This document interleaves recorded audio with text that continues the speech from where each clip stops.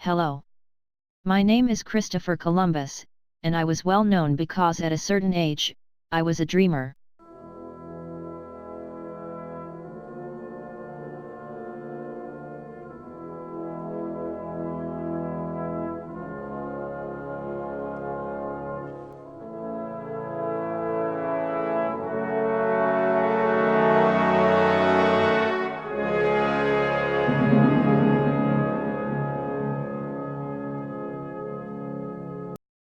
I was born in Italy, around 1446.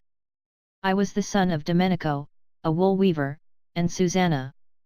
But it was at the orders of the Castilian crown that I made history. My early years are not interesting, so I can start to speak to you about my life since 1480, when I was already a sailor, working for the King of Portugal. During these first years as a sailor, I'd traveled to several different locations to trade, so I knew how difficult it was to arrive to the lands in the east after the fall of Constantinople. But this experience gave me also the opportunity to have contact and listen to the tales of people that insisted on the certitude of being lands on the west side of the Atlantic Ocean. I read as much as I could, mainly documents founded on Marco Polo's travels. I studied all the existing documents and I became convinced that the Earth was a round shape, a sphere, and so, it was possible to arrive to Asia, crossing the Atlantic Ocean in west direction. And it was my dream, to be the first one to travel through this route. Of course, I was just a poor sailor, and it was not possible to me to pay for such an expedition. I had neither ship, nor crew to be involved in the project. So, I had to look for a patron to support the project, so I asked at first to the Portuguese king. But after consulting some of the wise men in his court, he refused to accept the collaboration. At that moment, I took a decision that changed my life.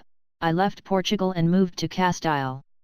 It was not easy, but I managed to convince Queen Isabella, and on April 17, 1492, the capitulations of Santa Fe were signed. In this document, both parts agreed about what each of us will receive after the trip.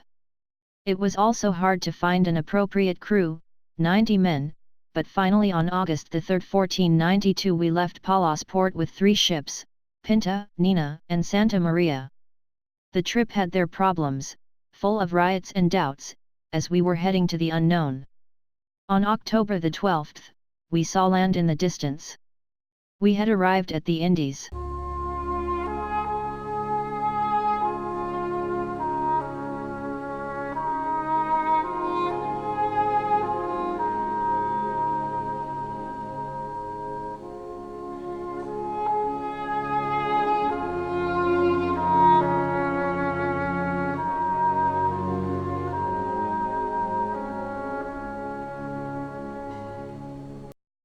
We gave these new territories the name of San Salvador.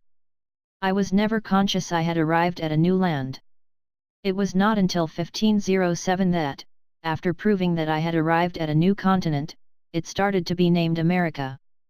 San Salvador was in fact one of the Bahama Islands. I also visited Cuba and current Haiti, and a first Spanish township was founded. Finally, we traveled back to Spain where I arrived on March 15, 1493. In April, I visited the Catholic king and queen and could explain to them what I found and the details of the trip. I was authorized to take part in 3 other trips, discovering several islands and arriving to the continent. I finally passed away on May 20, 1506, and was buried in Valladolid, even when I was moved several times.